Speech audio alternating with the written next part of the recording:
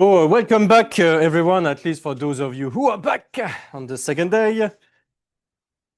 So just to recall you, we were in the section where we were doing supervised learning slash regression slash least squares. So we are still on linear methods. Essentially, I'll conclude with linear methods with lasso regularization, and then we'll turn to nonlinear methods. So lasso means least, but the name comes from least absolute shrinkage. It's a long name. I mean, there are reasons why people say lasso and not the actual name, least absolute shrinkage and selection operator. The name is not completely clear from the outset. We'll see in like 15 minutes why the name comes from there. And it's something that dates back to 1996, and it's due to Tipshirani. So it's something that's pretty recent. I mean, prehistory for machine learning still, but pretty recent in the era of mathematics. So the idea is to here have some regularization omega of theta, which with omega of theta, which favors sparsity, favoring sparsity. By which I mean that components, let's say many components of theta are zero. Enfin, the optimizer theta hats are set to zero. I mean, that's a good idea in general if you want to favor interpretability, because then maybe I should recall here the expression of the predictor, which is something like a sum of y from 1 to n, 1 over n, yi minus theta transpose phi of xi squared. Typical empirical loss for the data set.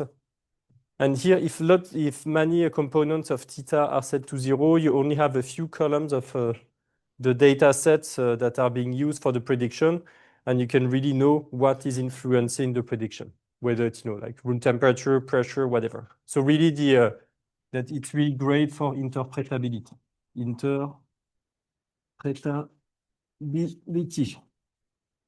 But on the other hand, it makes sense only if the base predictor, somehow this makes sense if the base predictor is itself sparse. So the base predictor f star of x should ideally be of the form theta star phi of x, maybe primes, with theta star sparse. Somehow, if your base predictor is not sparse, well, there is no reason why you would want to enforce sparsity by this extra constraint. So I still need to make precise what omega is. So I had some spoiler yesterday on that, and Geneviève also had it. So choices of omega of theta. Our first choice would be the zero norm, which in fact is not a norm. So this would be the number of non-zero entries of theta. So that's, I'd say, a naive choice if you want, if you would want to have some sparsity on theta, you just count the non-zero components, and in the hope that this would favor not too many components of theta being not zero. The issue here is computational, is that the optimization is difficult. You're back to a problem where you cannot use gradient methods and so on. It's more like combinatorial optimization, because you have to select the components which are non-zero, and if it's a high-dimensional thing, then there are lots of possibilities. It's really a nightmare. And so another option, and that's really the lasso choice, is to go for the L1 norm. So the sum of the absolute values of the component from 1 to D. So that's great because that's something that is it's still convex, which is a good news if if you know about optimization, when you have convex term, it's always good. Although there is a non-differentiability at components which are 0. And because of this absolute value, you cannot differentiate around 0. So that there are a few issues with that in practice, but it's still a good idea. Why does that lead to a sparsity? Why is this sparsity inducing? It's not clear at all. This one is clear, this one is not clear. And I'd say that maybe I'll write it here in the middle. There is I'd say one graph that I find always enlightening. That let's look at unit balls for ridge and lasso. So here I'm drawing the isoline of maybe I'm drawing the domain of θ2 smaller than 1 when I'm in dimension 2. So it's the unit disk. And now let's draw also the unit ball for the L1 norm. So here then you have this square. So you have those distinguished points, 1, 0, minus 1, 0. And the same here, 0, minus 1, and 0, 1. That's okay for everyone? So that's the unit ball for the L1 norm. And now if you think about a function to optimize, a typical function to optimize would have, maybe I need to make it a bit, to change a bit something like that. And here you see that this typically in the L1 norm, you have edges that stick out. And when you have a function with isolines like that, it will hit this unit ball typically at one of the points that sticks out. And if I had like level sets like that, here you see when it would hit it here. On the other hand, when for this in this picture here, when you have isolines of a function you want to minimize, typically you can end up a bit anywhere on the unit circle. Really the fact that here you have those points that stick out suggests that the minimization is really attained at one of the extremal points. So one over here, one over there, one over there. And so those are points where many components are 0. Well, in 2D, you have one component 0. That's the best you can achieve. But this 2D kind of picture really generalizes in higher dimension. And that's really where the sparsity-inducing effect is coming from. Yeah. Kind of imagine there's a constant gradient, and then you will see that the gradient will push you to a corner of the. If you have one arrow. Okay, so you mean if you're here and you're doing like gradient minimization of.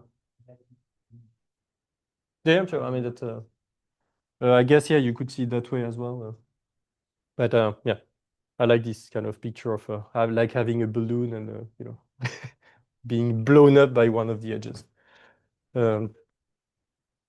Anyway, we'll see also in equation what this does. So it will become more clear, and typically we'll see this kind of gradient effect, but that's a picture I like a lot.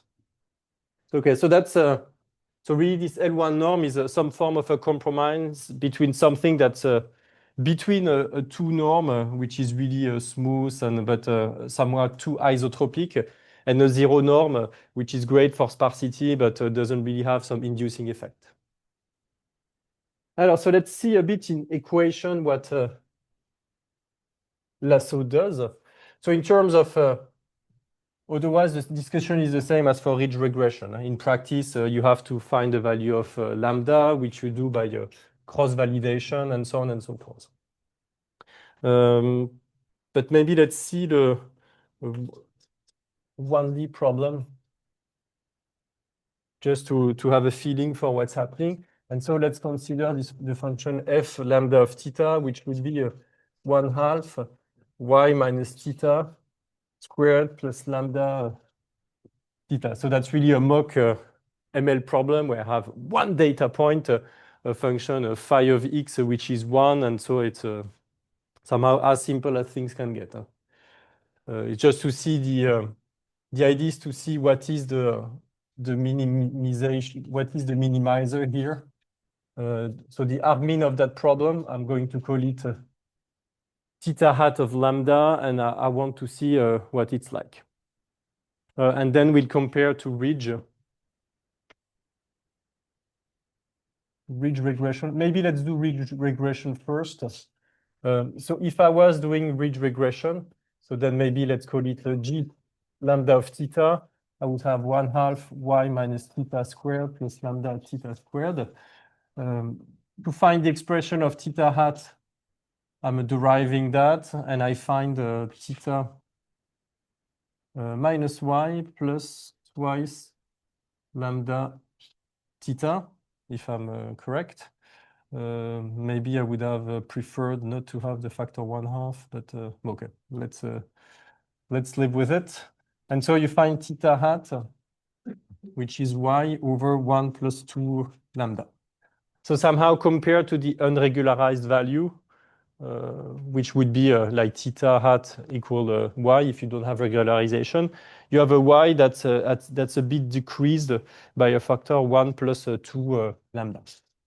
So if you look at theta hat, let's say ridge RR for ridge regression, as a function of y, instead of having this, you have something that has a smaller slope.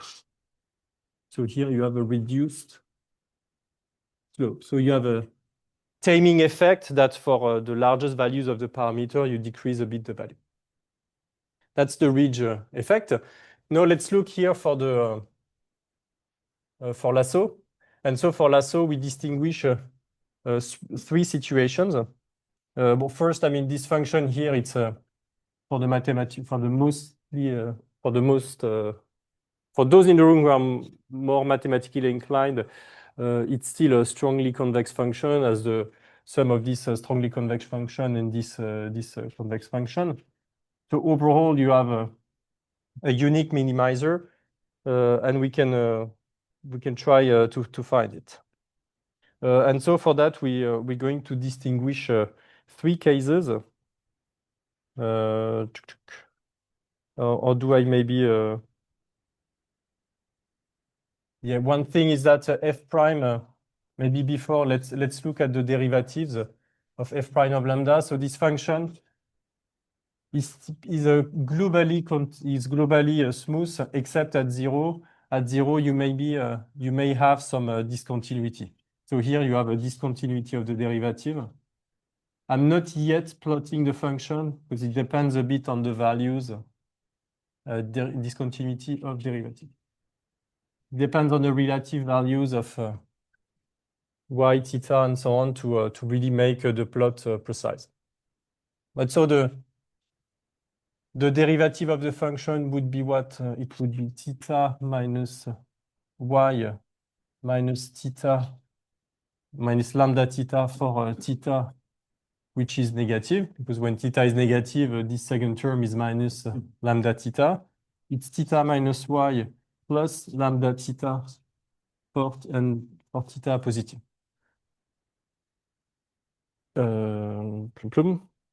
Sorry, minus lambda up. Voilà, and so that's where you see that you have a discontinuity of the derivatives at 0. And so to find the global minimizer, there are 3 situations to distinguish. The first situation is when you have f prime lambda of theta hat lambda is equal to 0 for a theta hat of lambda, which is negative. Second situation is when you have the same thing, but for a theta hat, which is positive. And the third situation is when f prime, the derivative is negative on the left-hand side of 0, and it's positive on the right-hand side of 0. So maybe there is no, here in this situation, there is no lambda for which the derivative is vanishing. So we typically in a situation like this, a function which decreases on the left, increases on the right, but somehow you don't really have a zero somewhere. The other situations, for instance, this first situation would be a situation like that. You decrease, you re-increase, and after that you have a different slope on the right. So here you have a discontinuity of the slope, a continuity of the function. But then in that situation, this first situation, you have a point on the left where the derivative vanishes. And the last, the second situation, and maybe let's put some thing for that. That second situation would be a situation where you would have something that's decreasing here, then a change of slope, and then something that's increasing on the left. And here you would be vanishing on the right. So, I mean, those are the three situations that can happen, and everything depends on the derivatives at zero. So in the situation in yellow, the derivatives at zero are both positive. In the red, pink situation, both derivatives are negative. And in the white situation, one is negative, the other one is positive. And so we need to distinguish the three situations to understand a bit, to get the expression of the minimized. Hop. Alors, let's turn first to situation when when theta hat of lambda is negative. So f prime of lambda, theta hat of lambda equals 0 for theta hat lambda negative. In this situation, we are considering this expression here. So it's here it's theta hat of lambda minus y minus lambda. This should be 0. So it means that theta hat of lambda is y plus lambda, which should be negative, because I'm in this situation where this should be negative. So I mean, this happens. So this happens for y, which is smaller than minus lambda. So it's really a dichotomy on the values of y that we will have. So when y is sufficiently negative, we're in this situation. The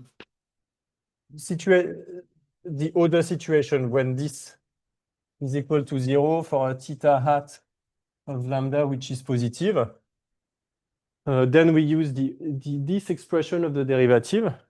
So we find theta hat lambda minus y plus lambda. And then theta hat of lambda is equal to y minus lambda, which should be positive. And this happens for a y which is larger than lambda. And then you have the last situation, which is when y is between minus lambda and lambda. And then you're in this intermediate situation where the function f prime cannot vanish neither on the left nor on the right, so in this intermediate situation. So in the end, yeah, and so in the last situation, theta hat of lambda is equal to 0. And so this happens for y, which is between minus lambda and lambda. Because that's the argument being that in this case, you have f prime lambda of 0 minus, which is negative, and f prime lambda of 0 plus, which is positive. And so the minimum is necessarily attained at 0. And so if you want to summarize this, maybe I'll summarize it on the other graph for the sake of completeness. So you have the value minus lambda, the value lambda. And in this, on this zone, from minus lambda to lambda, theta hat lambda lasso is equal to 0. After that, Above that, you have theta hat, which is y minus lambda. So it's really parallel to this line, except that it's shifted down by a factor lambda. And on the other side as well, it's parallel to that line, except that it's shifted up by a factor lambda. So somehow, seen from far away, you're taking this reference, maybe I'll put it in yellow here, this reference curve, which is theta equal y. And so for ridge, you decrease a bit the slope by a factor 1/2 plus lambda. And for lasso, what you do is that you break up this line here in the middle, and then you shift one part to the right and one part to the left. And then you create this region in the middle where theta is equal to 0. And so that's where the name lasso comes from, because it says least absolute shrinkage. That means that in most of when you look asymptotically, the value of theta hat, I mean, it's y minus lambda. So that's extremely close to y, except for this factor lambda. In particular, and that's much closer to y than the ridge parameter, for which the distance to y really increases as y increases. I mean, the fact that you change the slope, when y is large, you really see a huge difference. And somehow with lasso, you're making the kind of minimal correction, just shifting up or down by a factor lambda. And the selection part, so least absolute shrinkage and selection operator, the selection part, you see it in the middle, because it sets the theta to 0 for, it can set the theta to 0, and so that's the selection part. You select the entries with non-zero theta. So that's where you see, by computing the gradients and so on, that theta really, that you really have this sparsity inducing effect. Yeah. I think I missed the big picture. Can you explain again what is the objective of doing this? So yeah, maybe I'll go back to that. Excellent transition. So after this hopefully illuminating 1D computation, let's go back to the actual regression problem. I mean, here the regression problem.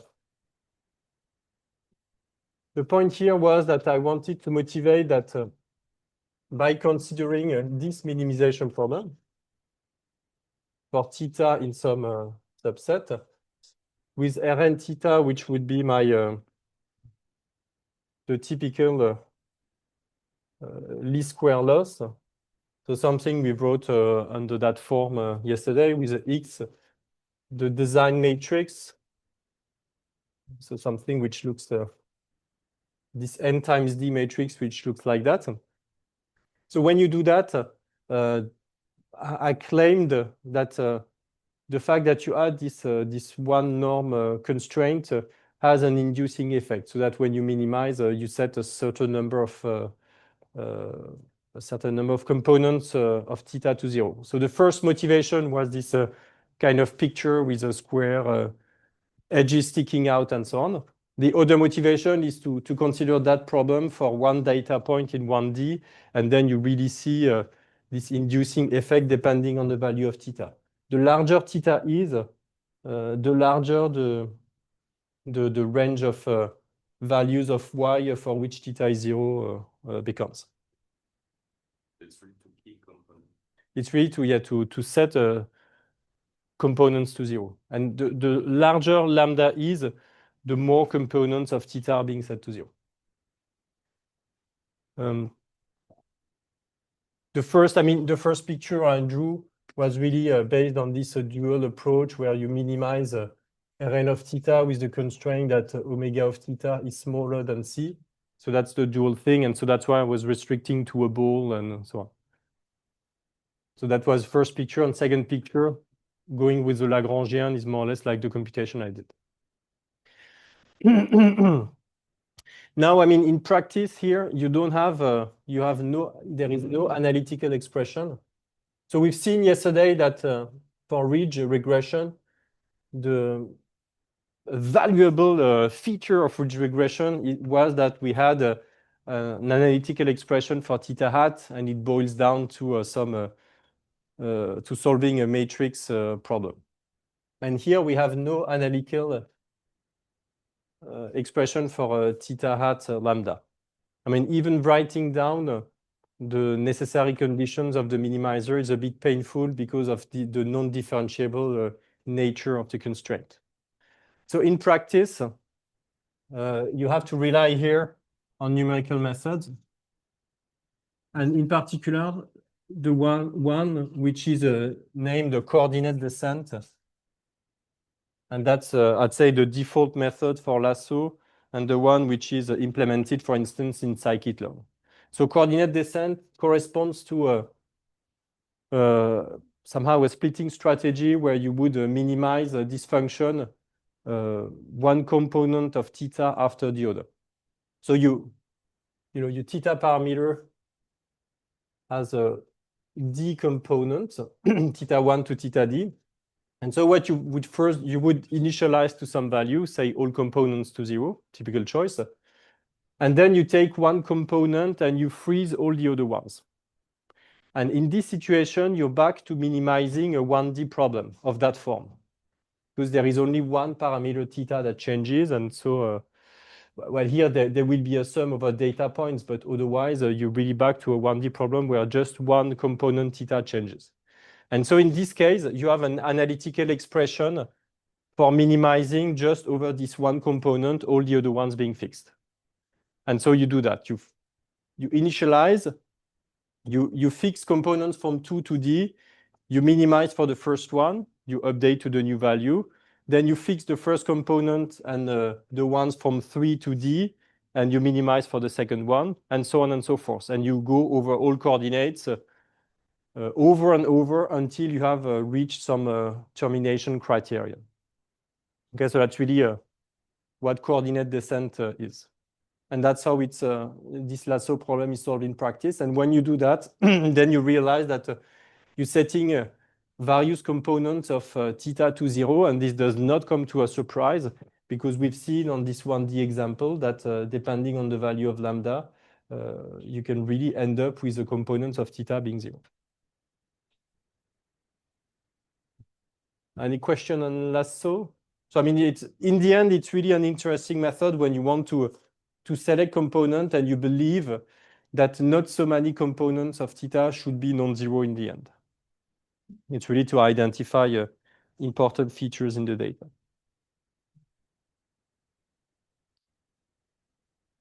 Alors, so this was somehow the part on regression with, I'd say, handmade features. So either you just take the data as it stands, or you do some featureization, as Geneviève discussed yesterday. So you go from so here we're transitioning to kernel methods. So we're still staying in the realm of linear methods, except that we go one step beyond. Is to say that we consider, so predictors initially, we consider theta transpose x, and then we generalize to theta transpose phi of x. With this phi can be like 1x if you do linear regression. It can be 1x, x squared, etc. if you do polynomial regression. But it can also be, this function phi of x can also be something really more complicated, like those Beller-Parinello descriptors Geneviève discussed yesterday, for instance. Somehow, this phi, maybe you want to avoid explicitly choosing phi. Well, of course, explicitly choosing phi is a bit like of domain knowledge work. I mean, you can think of what are the moments of my density, where do I put some physical intuition, and so on. But so, I mean, for us, people from natural sciences, it seems like we would want to choose phi, but in the standard ML kind of spirit, anything that you don't have to think about is good. I mean, things should be automatic, somehow free from domain knowledge and so on. And so that's what kernel methods are about. It's something where we have implicit features. So instead of choosing phi, we will choose some kernel function k of x prime.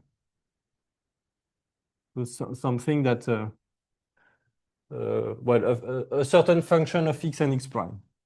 So maybe let's do it the inductive way. Let's give two examples. One example could be something like that, a polynomial kernel. Polynomial kernel. So x scalar x prime plus 1 and then everything to the power p. Why not?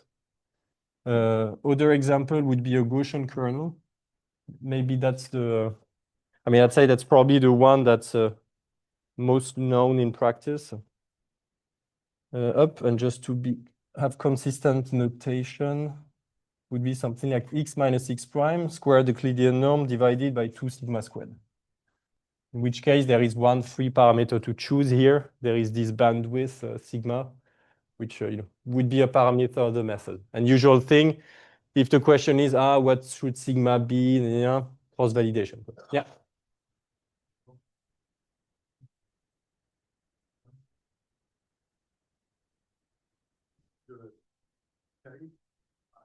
We're going to it. Yeah. No, I'm just giving an example. My claim, which at the moment is more like to pique your interest, is that we can decide on a certain function k of x and x prime that measures some form of similarity between x and x prime. And by choosing some appropriate functions k, which will have to satisfy a certain number of constraints, this will implicitly define some feature function phi. So hidden behind this Gaussian function, there is a phi featurization function.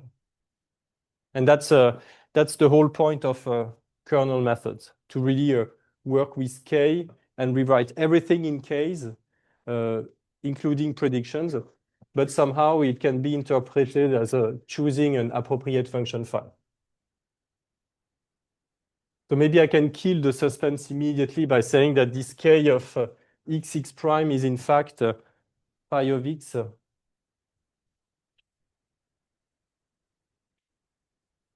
This k of x prime is in fact phi of x, scalar product with phi of x prime in a certain Hilbert space.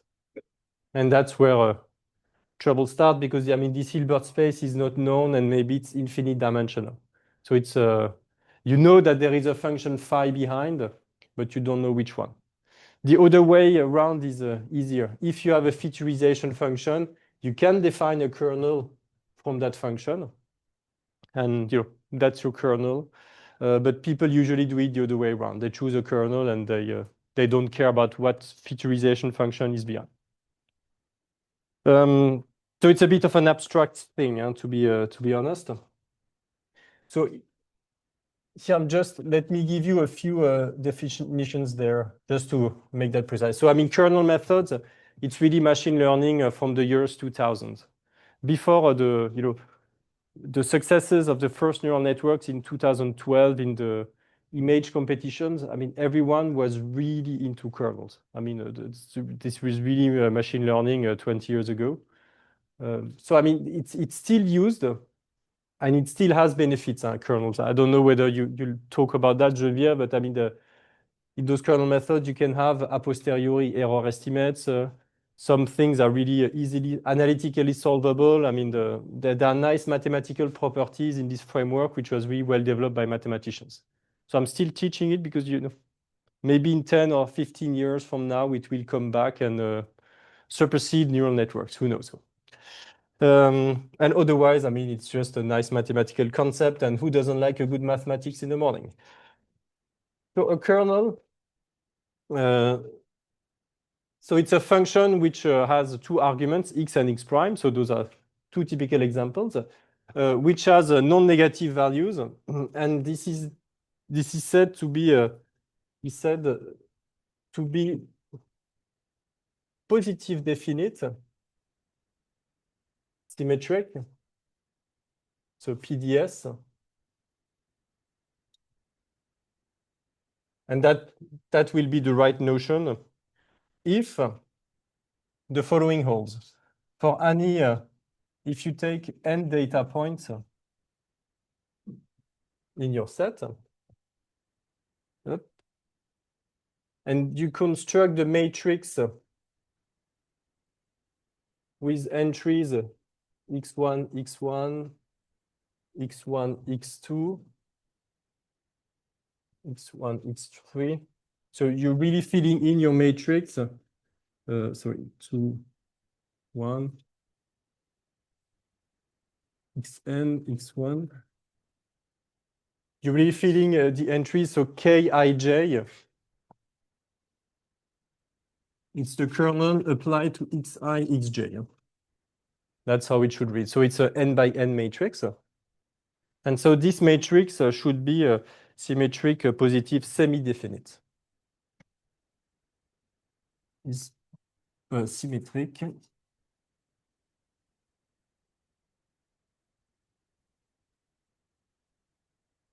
Semi-definite. Meaning that it's a real symmetric with non-negative eigenvalue, or that T transpose KT is a non-negative for any vector T in Rn. Why not? I mean, it doesn't really seem like a simple condition to satisfy or to check, but I mean, that's at least the definition. So we'll discuss a bit ways to, maybe I'll discuss it right now. That is sufficient to ensure that there is an underlying phi function? Yes, excellent transition. So, okay, let's... Not so much, yeah. So, I mean, because I have that question, let me immediately give kill the suspense and give the theorem. So it's due to Aaron Sage, 1950. So you see that's not such a... Aaron, maybe capital letters because it's a Hungarian name. So I always have troubles writing it down correctly. Voilà. And he says that this function k is a PDS kernel if and only if there exists a Hilbert space H and a function phi from X to H such that k of x prime is equal to phi of x prime. So maybe I'll prove the way that's the easy way. So if you have a Hilbert space and a featurization function, then show that it's a PDS kernel, and I'll comment on the other way around. Yeah. Can we what? Okay. No, I mean it's a feature when you do the proof. When you have a PDS kernel, I mean you construct H as the completion of a space of finite linear combinations. So I mean it's you don't like a completeness in life? No, I mean it makes somehow it's automatically complete. You don't really have a choice there. Hop, alors. So maybe let me just for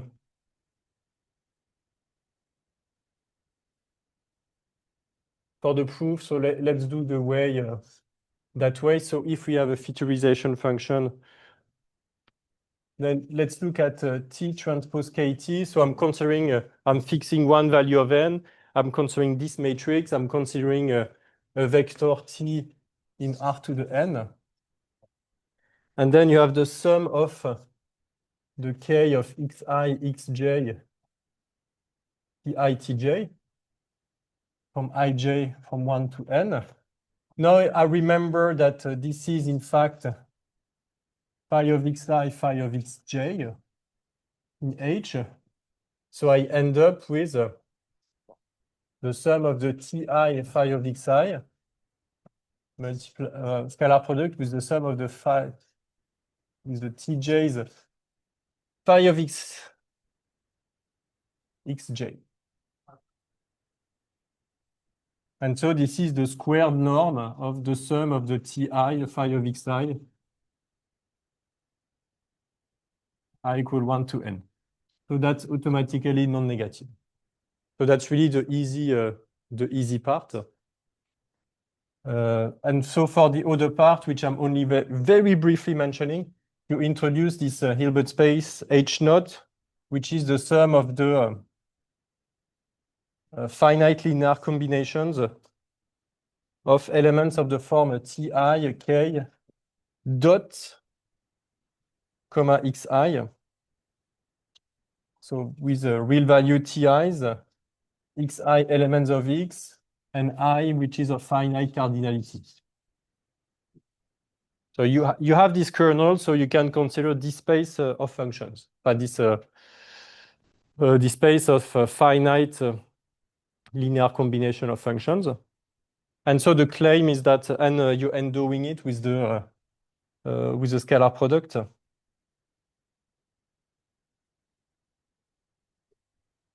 Which, when you take two elements in H, you say that this is the sum for I equal 1 to n, for j equal 1 to m of ti, tj prime, k of xi, xj prime.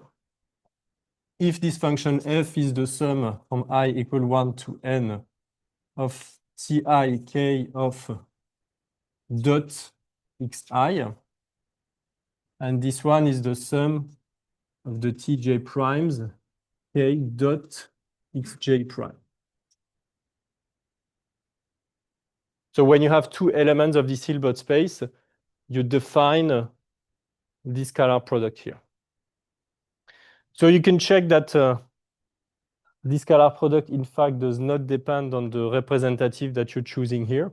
I mean, there could be a function could be represented by more than just one sum. But in fact, it does not depend on this representative. Essentially because this is also the sum of the tj prime f of xj prime. Yep, j equal 1 to m. So when you rewrite it that way, you see that this does not depend on the choice you're making for f, and you have a symmetric rewriting when you use g. So you have this a space of finite linear combination, you have a scalar product, and then you define H as the closure of H naught for this scalar product, for the norm induced by the scalar product. So that's why it's a bit abstract, not really constructive in practice, but that's how it works. And an important property you see here in this, when you do that, and I mean, that's this one I really need to emphasize, is that property. I mean, it's the situation when you take n equal 1, ti equal 1, and xi just this x, and you apply to any other function, then you get that result. And so that's why those spaces are named RKHS. Enfin, this Hilbert space H is termed RKHS for reproducing a kernel Hilbert space. So Hilbert space because it's a Hilbert space, kernel because there is a kernel involved, and reproducing because you get the value of f at one point by evaluating this scalar product here.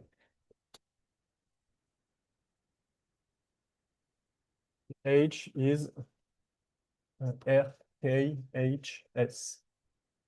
So reproducing kernel Hilbert space. And one other thing that you note is that somehow naturally those Hilbert spaces are spaces of at least continuous functions. So what they involve are functions which can be evaluated pointwise. So they're at least continuous. In practice, you can think of them as Sobolev spaces of higher indices. For those of you for which Sobolev spaces make sense.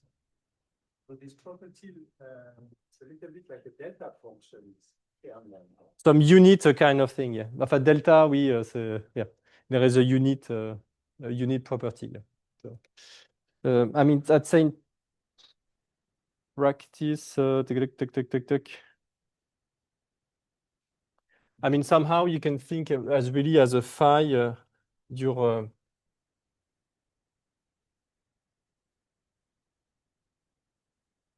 I mean, that's in the end, the featurization function you consider is really this k of dot x. That's why I'm saying, I mean, there is an implicit feature. That's what's behind. And that's where you see that this, I mean, typically this phi can be something of infinite dimension. Because this phi of x is not just a vector. In fact, it's a function. Blah, blah, blah, blah, blah, blah, blah, blah, blah, blah. So maybe back to the examples after this.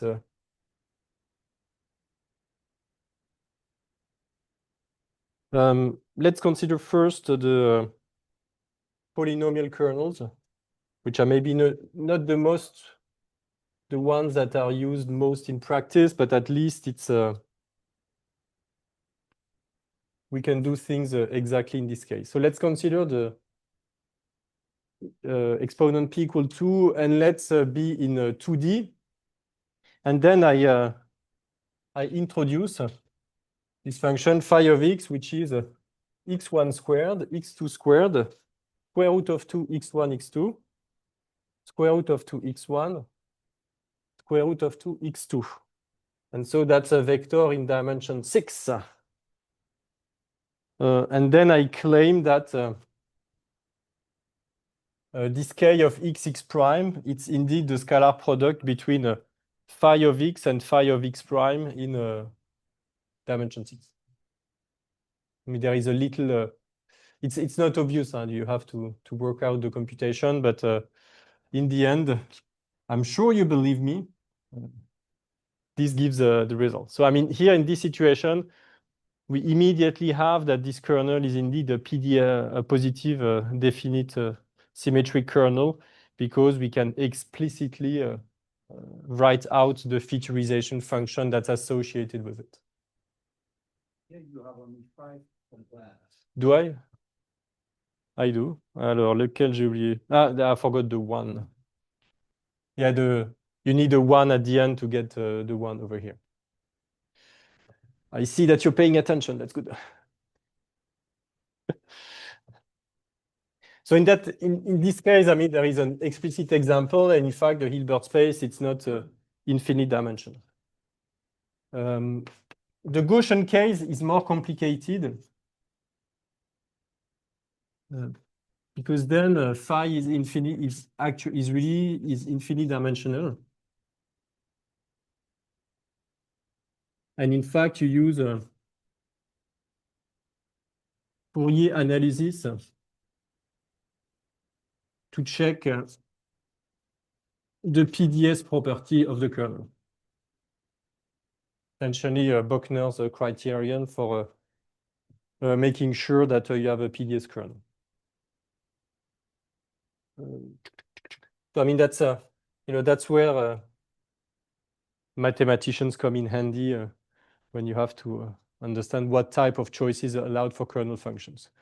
So here I'm really brief. I mean, there are whole chapters in ML books about how to construct kernels.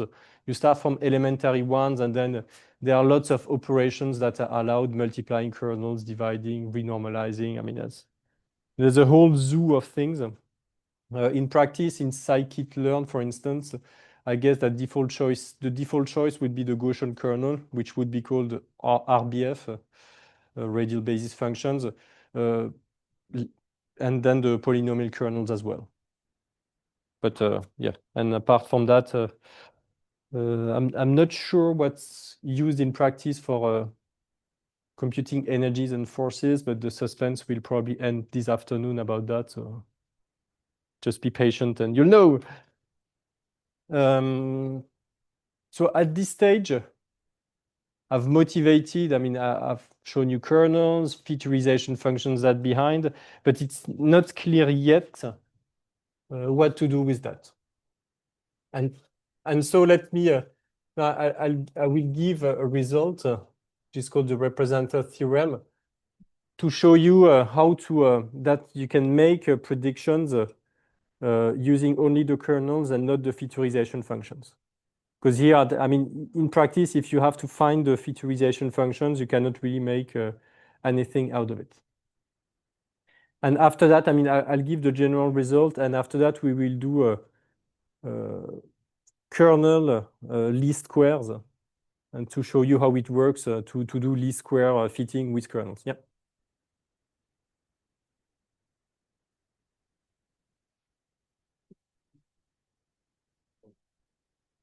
Just the standard scalar product in R6.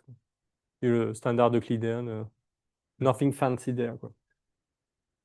Alors, representer theorem. So, I mean, you consider Hilbert space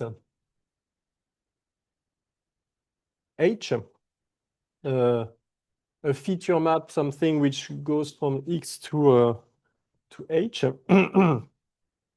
You fix X1 n data points. So here, of course, on this first line, I'm really thinking typically coming from a PDS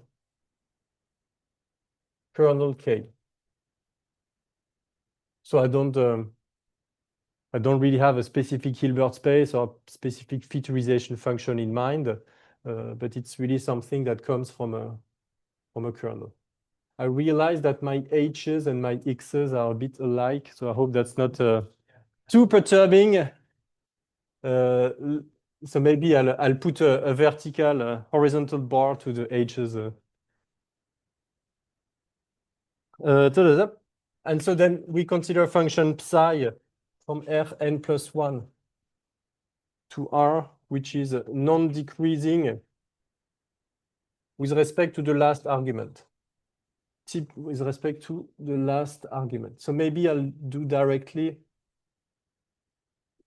another board over there where I start working out my example so that somehow you see immediately where I'm going with this theorem. Mathematicians like a lot to give the abstract results first and the application. Maybe at this time of the day, it's better to do both in parallel. Alors, so typically, let's consider psi. But the function I want to consider will be sum of 1 over n of I equal 1 to n of yi minus f of xi squared plus lambda f squared. Something like that. So here, the function, I'm considering this function psi, and I'm looking for f star, which minimizes psi of f scalar phi of x1 in H. F phi of xn in H. So H, so let's put a horizontal bar. Then norm of f H squared. Yep.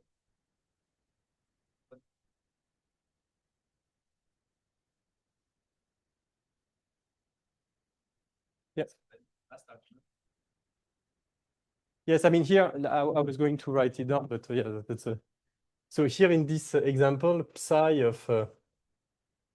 So we will be considering this, and so here this psi of say attends voir alpha 1, alpha n plus 1 will be, so there will be plus lambda alpha n plus 1. That will be the last thing. And for the first one, it will be 1 over n overall. So y1 minus alpha 1 squared plus yn minus alpha n squared. Is that clear? Yeah, Yeah, not wondering this year you have n. yeah, no, so it's really this extra, I mean, it's a fancy thing for saying, I mean, this extra argument over there. So, I mean, then the theorem is that this f star of the form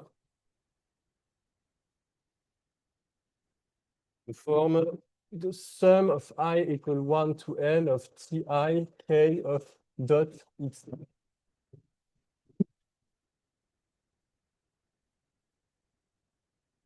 So here, when we consider this Rn hat lambda of f,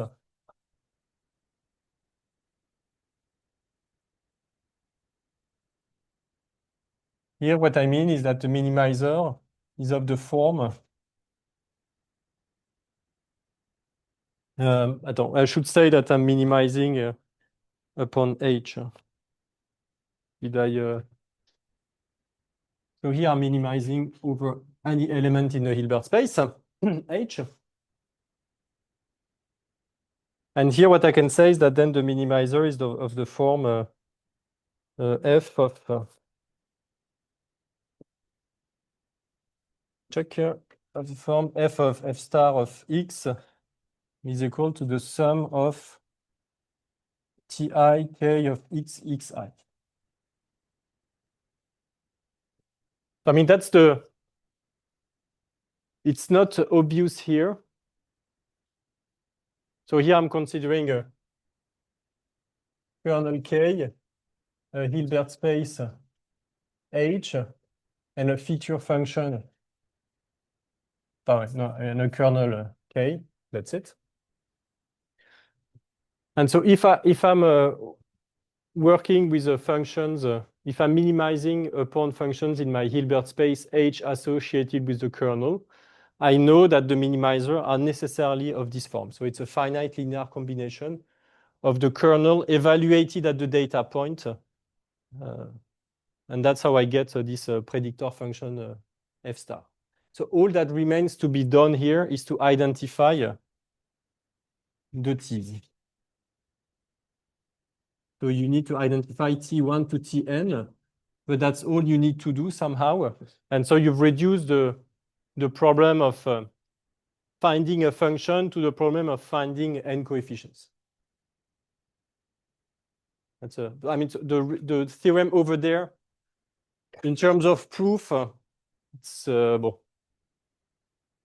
it's not too complicated, but it requires a little bit of thinking in the sense that you need to be accustomed to kernels. Essentially, you show that you can restrict the minimization to the subspace of H, which is composed of those finite linear combinations. Simply because then there is an orthogonal part to that only that increases the last term. So you can restrict the minimization to that.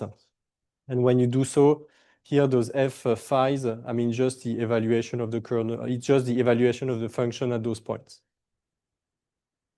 So I mean, if you take that theorem for granted, then here, what it means is that you will be looking for a minimizer of that form. So this generalizes, I mean, that's where you see that you don't need to know what the featurization function is to make predictions. That's the important thing. So I'm not, here I'm not writing down the counterpart of the parameter theta we had. You know, before that I had predictors like theta transpose of phi of x.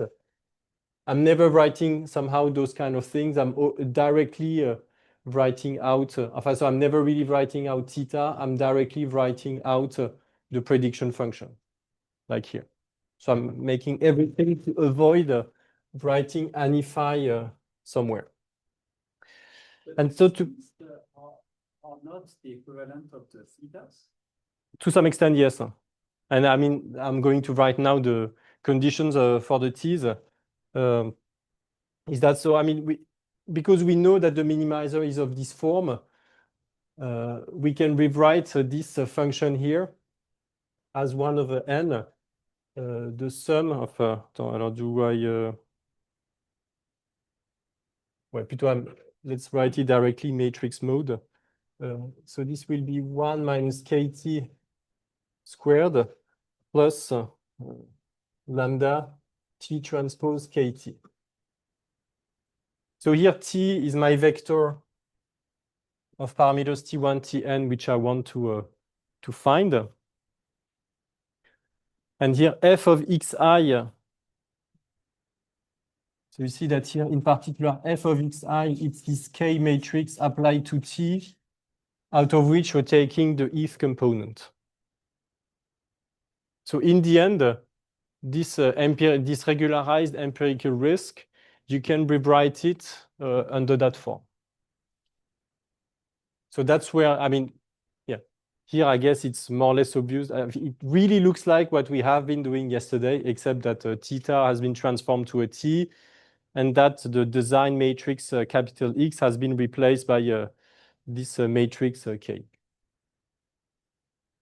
And so when you do that, this is minimized for T star, I mean, with really expression similar to what we had yesterday, K plus n lambda minus 1 y. And that's really by, as we did yesterday, you write down the Euler-Lagrange equation, and that's what's coming out after a couple of lines of algebra. And the fun thing is that, in fact, you can write f star of x as the sum for I equal 1 to n of wi hat of x yi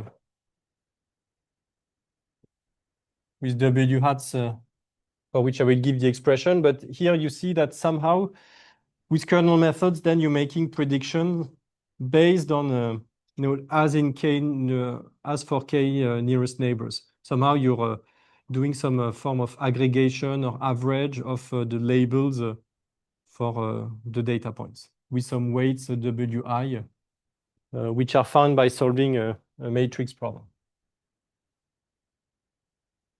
So that's where you see that it's still somehow a linear method, except that all the non-linearity comes into the featurization function f. And so somehow for the kernel function k here.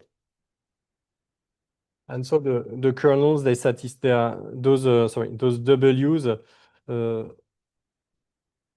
they are obtained by w hat of x being k plus n lambda minus 1 k of x. So this is a vector in Rn, so by which I mean that this is a w1 hat of x, wn hat of x column vector. And this comes from the vector k of x, which is k of x, x1,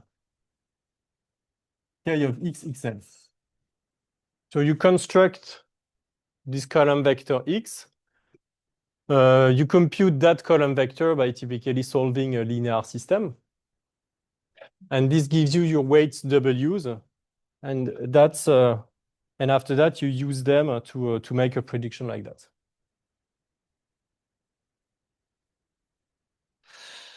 Voilà. So I mean, that's the.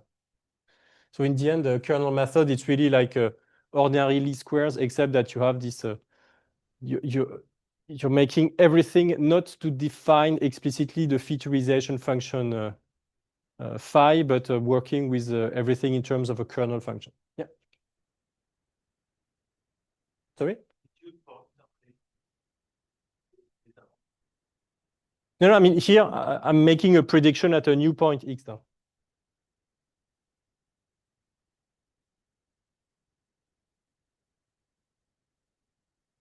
Can be, I mean, a priori, it can be anywhere. I mean, of course, it will, maybe errors will be, extrapolation usually is not a good idea, even in machine learning. So if you are too far away from the data points, say if your data points are here, here, here, here, typically if you have Gaussian kernels, you will have some, some bandwidth like that. And so if you're really trying to make predictions here, probably the result will be really bad. And in this method, there are some error estimators that tell you that here you have a really large confidence of a prediction interval. But a priori, you have a formula that can be applied anywhere. The questions? Yep.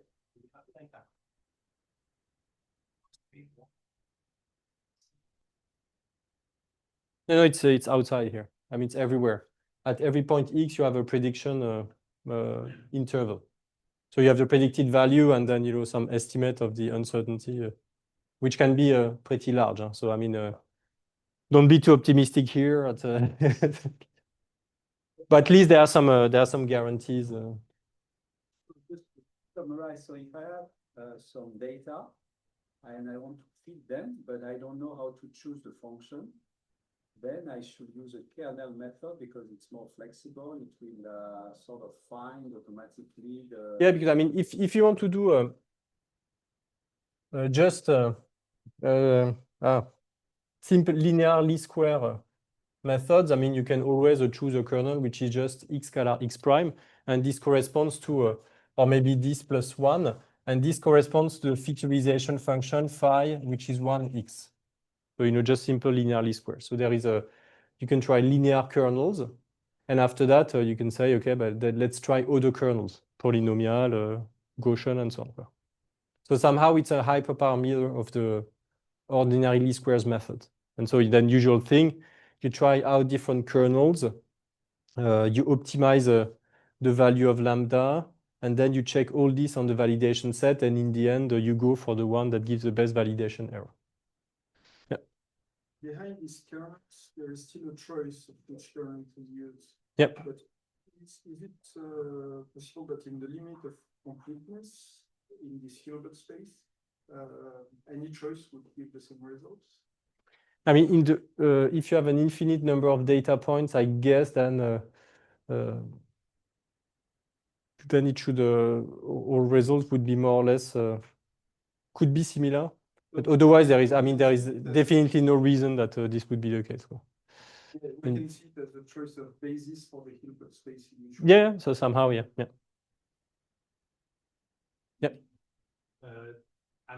Did you use M and N's at different points, or is it all the same? Where are M and N's? For example, there, the empirical loss, it's 1 over M, I think. Or Here? Is there only one? Or No, it's 1 over N. It's really the number of data points. I mean, always normalizing my empirical losses so that the large N limit is I mean that I have something that is always of order 1, whatever the value of N. Which depends a bit how it's implemented in practice in PyTorch, scikit-learn, and so on. Conventions can differ from one routine to the other, or from one package to the other. So I tend to use that one, but in practice you should always check what's being done. And so M's, I think I only had for in the proof of the arrosage theorem when I had F and G's and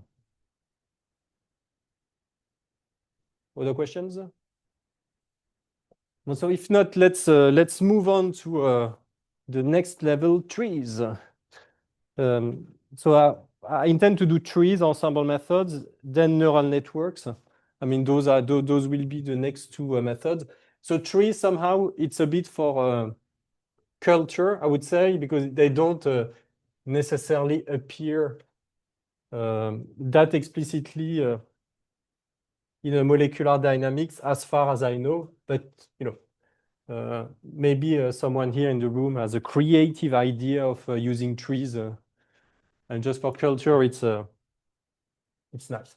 So trees and ensemble methods, and after that, the neural networks. There, I guess, lots of people have ideas on how to use them. So maybe we'll do first trees. I mean, it's a simple, but somehow simple, but well, it's simple, it's interpretable. That's those are things which are nice. On the other hand, that's something I will discuss more. It's a high variance method, and it's typically a weak learner, meaning that with one tree you don't go far, and that's a reason why you want to aggregate trees to make predictions, and that's where the high variance part, in fact, comes in as a benefit, because it's much better to average out things which are really different to have a more robust prediction. Alors, the way it works, I mean, it's in the end, it's really a hierarchical partitioning, hierarchical partitioning of input space through questions.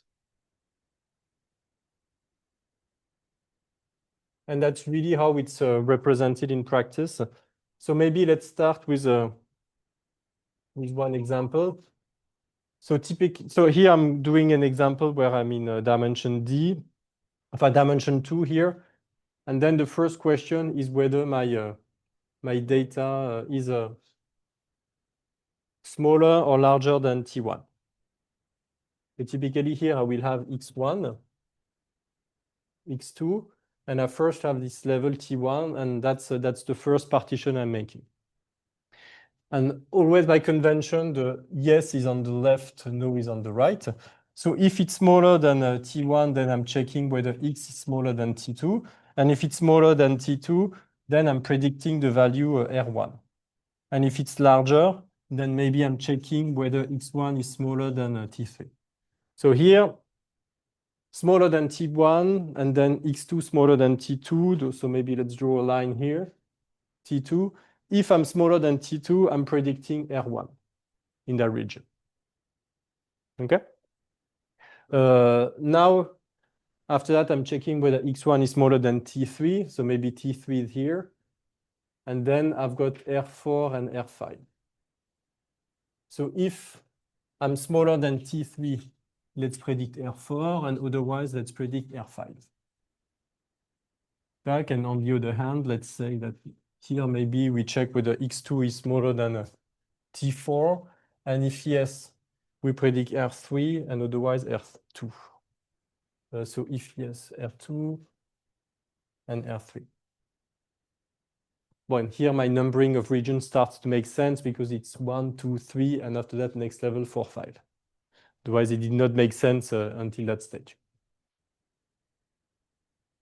Okay, so you see, I mean, the tree is really just like that. It's I'm partitioning the space into regions by checking whether the value of one of the coordinates is larger or smaller than some given threshold. So one thing that so here at this point at this line, I'm checking whether it's X2, but I could it could be X1 again, or it could be another coordinate if I was in higher dimension. I mean, it's not like it's just questions to separate the data, and it can be anyone at any line. One thing is that it's always axis split. So it's axis split only, meaning that I'm only allowing myself to decide on one of the coordinates. So of course, I mean, if I have a situation where I need to predict something like that, like a value here, a value that, I mean, it's a nightmare with trees because I will have to draw regions like that. So I mean, that's a limitation of unless you do some featurization. I mean, of course, if you knew that, I mean, you would first rotate the data and then beam, everything would be done. But in practice, this doesn't necessarily. You don't necessarily know how to do that. So, I mean, it's axis split. That's one thing. I mean, the good way to do it in practice is to average out trees, and that's how you can get diagonals from just other cuts. So that's one limitation. The other limitation is that there is a high variability here. Variability in trees when changing data. in particular, if you think about it, I mean, if you change something at some point, you're changing everything below in the tree. So if you change typically the root question, you end up with a completely different tree. And so sometimes just changing a bit the data will change one of the questions and then the complete outcome of the tree afterwards. So that's why there is intrinsically some large variety here. Yeah. So include data, including different optimized questions. Yeah, because I mean, I haven't made it precise, but I mean, there is a way of, there is a better way of asking questions. And also there are optimal answers, like the final values. And that's what we need to discuss. So for trees, I mean, there are classification trees. I mean, they're also used to classify, but I won't be discussing classification trees, but it's essentially the same mechanism. My hope is that if you've understood how regression trees work, classification tree, I mean, something you can read at breakfast in half an hour, you get the idea of it. Alors, regression trees. So there are two things that we need to make precise. So first, I mean, prediction functions, they're really of the form f theta of x prime. It's a sum for g equal 1 to capital J, values wj, and then indicator function x prime in rj. So here I put r, but in fact I should have put like w1 and say that in this region w1, region R1, I'm predicting the value W1. Okay, so I mean, R stands for the various regions that are obtained from the partition of the input space using this hierarchical series of questions. And W, it's the value at the final node. It's what I'm really predicting when I'm down the tree at the leaf. Okay? So I mean, I need to identify those regions and to identify those values. I'd say, so the parameters of the method somehow are the various regions and the various values. So what I'm claiming first is that it's easy enough to have, it's easy to have W's, the Wj, when Rj is known. And in a sense, it's simply that Wj, it's the empirical average of the labels in that regions. For reasons I'm going to explain, but so you're averaging out, you're going over all the data points, you're retaining only the ones that are in this region Rj where you want to make a prediction. You're averaging out the labels, and you're dividing by the number of, and then you're averaging out the labels, meaning that you sum the labels and you divide by the number of data points which you have been considering. So it's really the empirical average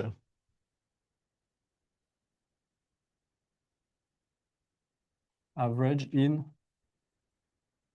Rj. So that's something we've already seen yesterday at some point when you're down to region and you, like for k nearest neighbors, I mean, it's typically the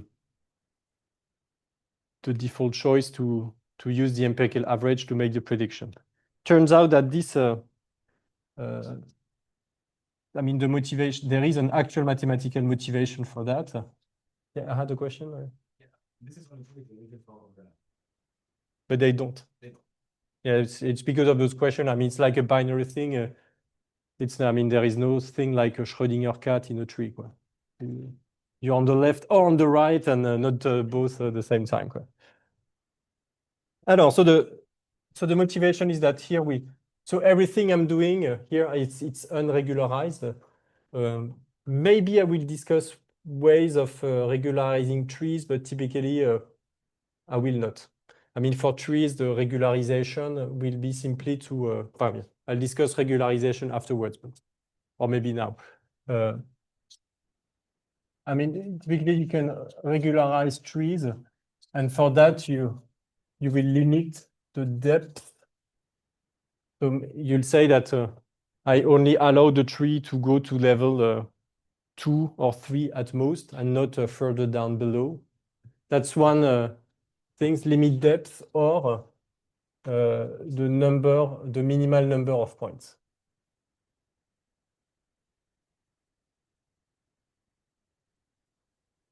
Number of points at leaves. So we'll say, okay, I'll go down my tree until at the end I have at least 10 points remaining in the region. So if you have 12 points and you try to split in 2 regions, one of size 5, the other one of size 7, you say, okay, no, that's below what I'm allowing myself as a region, so I'll stay with 12 points.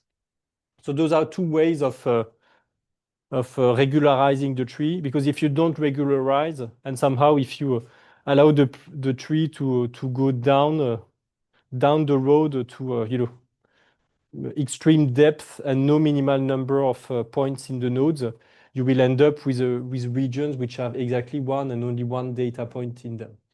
So somehow with a tree you can exactly fit the training data set, but then it's of course extremely suspicious. I see some people frowning their eyes in the room, and that's the right move because there you're really overfitting a lot. And if you change slightly the data and so on, you will completely change the prediction. So I mean, that's how regularization is done for trees. You just limit the depth and put a minimal number of points at the leaves when you split. I haven't explained yet how you split, but I'll come to that. For motivating this prediction here, I mean, it's simply realizing that when you look at the regression error,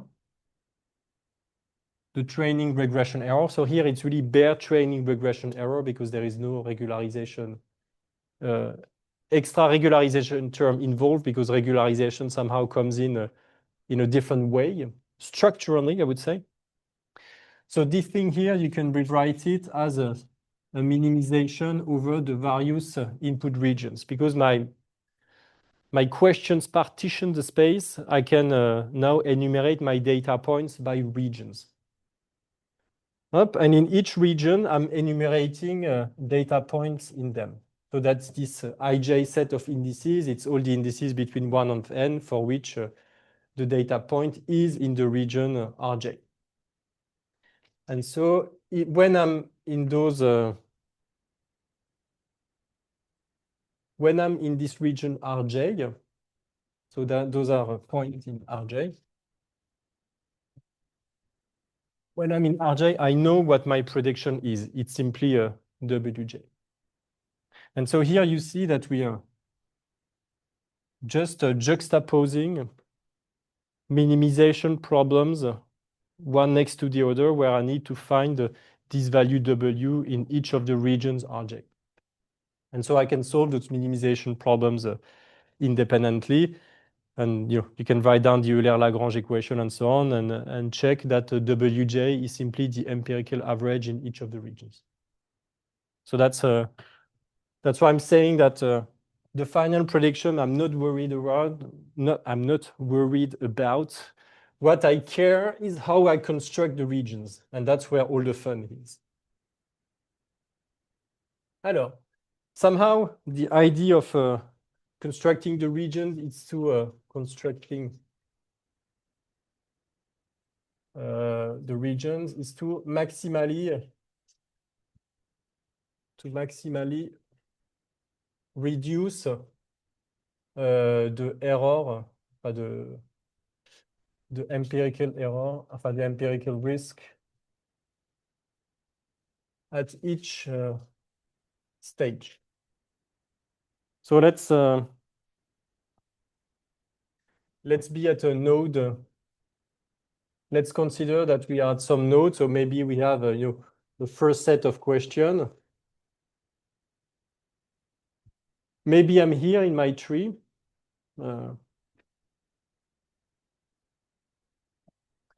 And I ask myself the questions, okay, I'm in these sub-regions and I want to further split it down. How do I do? So I'm saying that I'm at node J. I have a certain number of data points. Dj will be the set of data points set of data points which are still considered. So if I'm at the root node, it's the full data set. But once I'm a next node, root node, I have everyone, then I split in two, and then I choose one of the two subsets, and I further split and so on. So I'm at one of those stages, and I have this DJ data set that's still remaining. And now we will be considering various an ensemble of subsets. So this we want to split into, and we want to split it into according to the feature number k at a value t. So those are the two indices that appear here. So k is between 1 and d, and t is a real value. Okay, and so those will be the points xi, yi in dj for which xik is smaller than t. And here, same thing, except that it's larger than t. Okay, so we split according to the kth component for a value t. That's really in line with this philosophy of axis splits. And so we're going to identify the value, the index k and the value t to have a maximal reduction. So we'll find kj, tj as the argmin. So for k between 1 and d and t in R of what? Of two things. So I mean, we're going to look at what error we have after the split. So here it's ya minus w minus squared. So w minus. So when we split dj into dj minus and dj plus, we will be making a new prediction w minus on dj. So that this is for xi, yi in dj minus kt. And for them, we're going to predict some value w minus. And for the ones in d plus, we'll have a similar formula, xi, yi, but this time in dj plus kt, yi minus w plus squared. So that's what we want to minimize. So I mean, this regression error we have, we want it to be maximally decreased by the split. So we know that when we split, we'll be able to more closely fit the data, but how better we are is determined really by choosing by solving this minimization problem. The first thing is that this minimization here, in fact, again, I know how to do it exactly, because here I will have something which I'm denoting by j kt minus, and here something which will be a j kt plus, which is just the empirical average of labels on dj minus. Okay, so once you split, you know what to predict in the new regions, just empirical averages as usual. So in the end, we are down to choosing a direction and choosing a value of t. And that's where it's rather fun, because the thing is that this can be computed with a cost order n d times nj squared. No, sorry, d times nj log nj. Why is that? So the first thing is that here we're going to enumerate all the possible directions. So that's the factor d in the cost. And now let's think about, if for one of the directions you need to find the level at which you split, how do you do that? The way you do is that you sort the points, and then you choose the value of t is one of the values of the points. I mean, you don't need to somehow choose in between. So if I have my data points for one of the coordinates, so those will be the x, a coordinate like xk. The value t, I mean, it's sufficient that it's one of the values of the points. I mean, if it's in between, any value in between here, it's the same as being on that point exactly. So this means that there are only nj values of t to test. So the costly thing is to sort the points, and that's a cost ng log nj. So really to really maximally to cut and divide, you simply enumerate all the possible possibilities there. Good moment to stop for a break. See you in a few minutes.